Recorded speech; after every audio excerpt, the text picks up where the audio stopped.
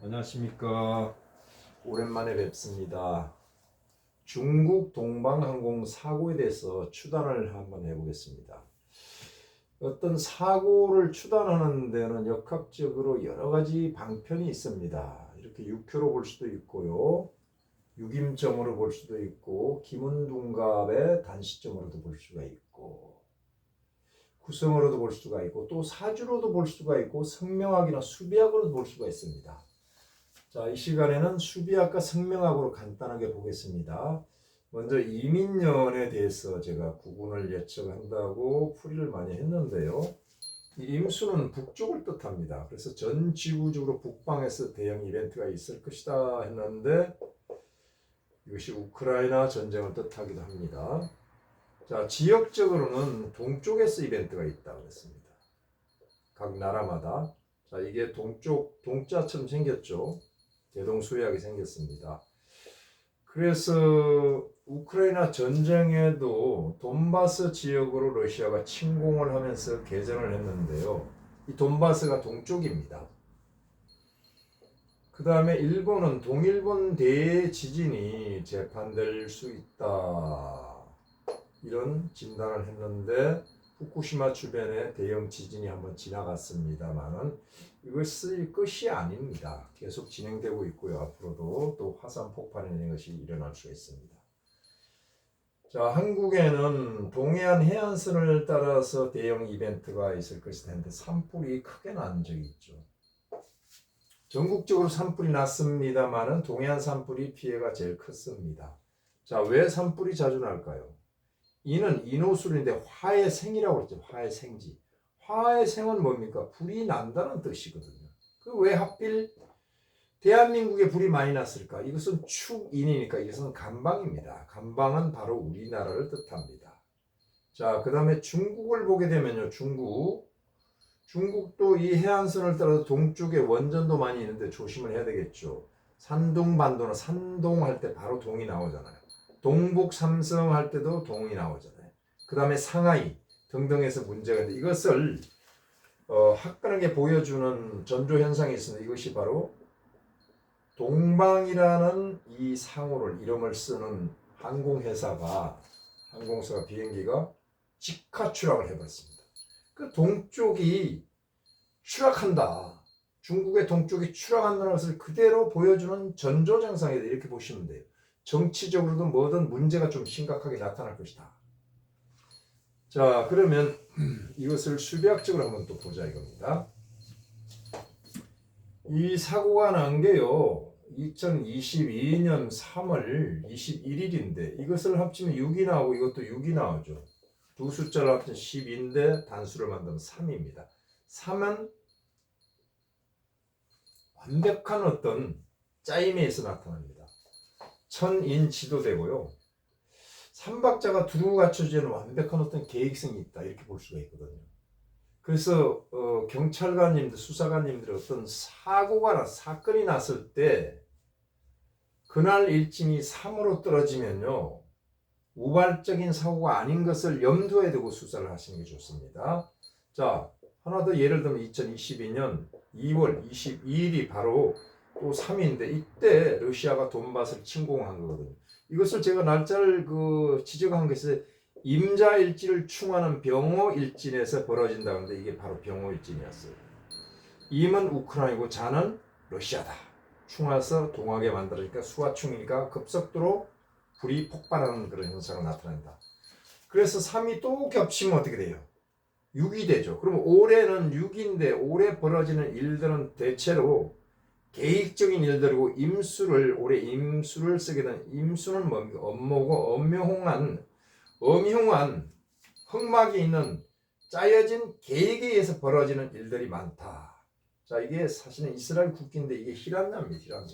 하늘의 기운과 땅의 기운이 응집돼서 기운이 모이게 됩니다. 이것은 목걸이를 만들어서 차게 되면 기운이 많이 좋아지죠. 자, 그래서 올해 벌어지는 일들은 우발적인 것이 아니라 엄흉한 계략에 의해서 짜여진 사건 사고들이 많다 이렇게 보시면 됩니다.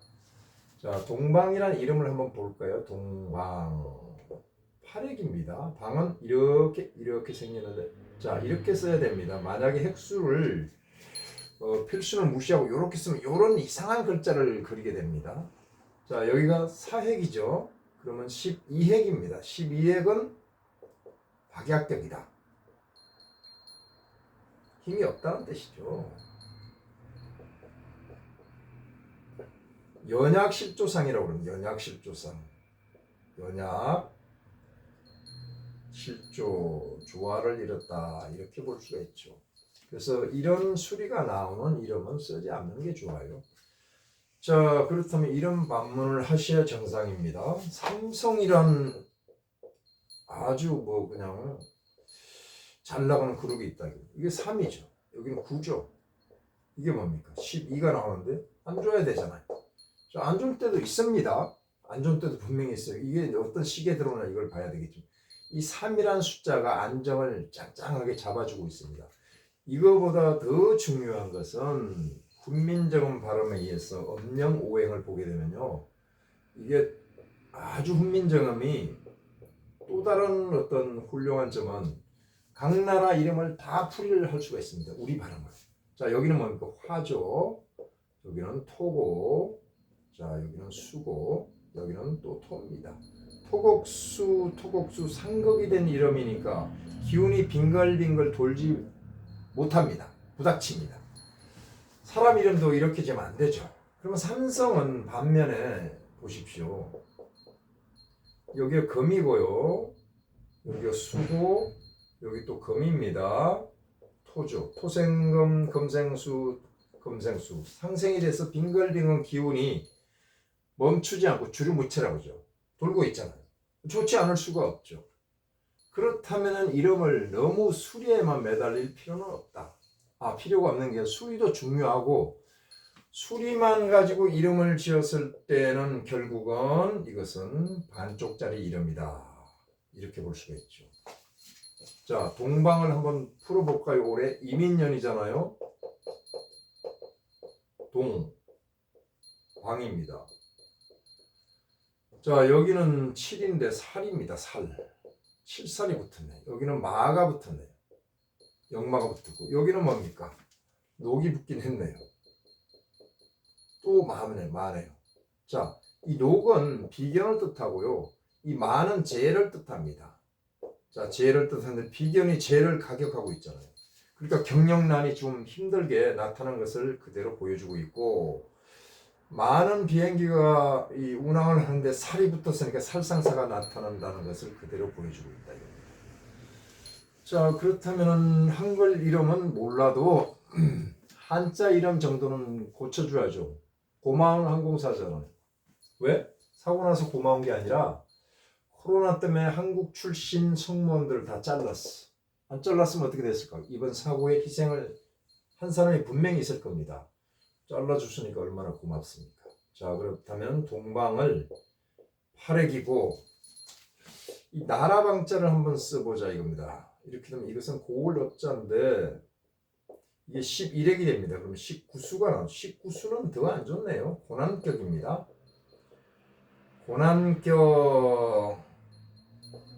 고난을 당하는 이름이다.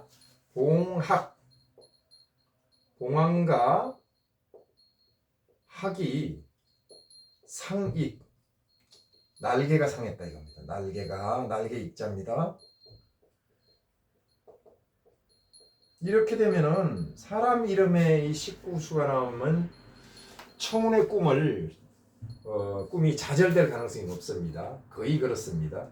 그런데 이 회사 이름 이거 쓰면 안 되겠죠. 특히 항공사는 날개를 달고 나는데 날개가 상했으니까 이것은 쓰면 안 되겠다. 그래서 찬찬히 글자를 알아봤더니 이런 글자가 있더라. 이게 뭐 발글방자입니다. 팔액이죠. 두 개 합치면 16수가 나오니까 이것은 덕망격입니다. 덕과 신망이 있다. 그래서 온후유덕상이다. 덕도 있다. 자, 이렇게 되면 오너는 오너대로 온후유덕하게 운영을 경영을 할 것이고 직원은 직원대로 부드러운 표정으로 승객들에게 양질의 서비스를 제공할 것이다. 그래서 이 이름으로 앞에다 날일자를 붙이는 이름으로 개명하시기 바랍니다. 여기까지 하겠습니다. 감사합니다.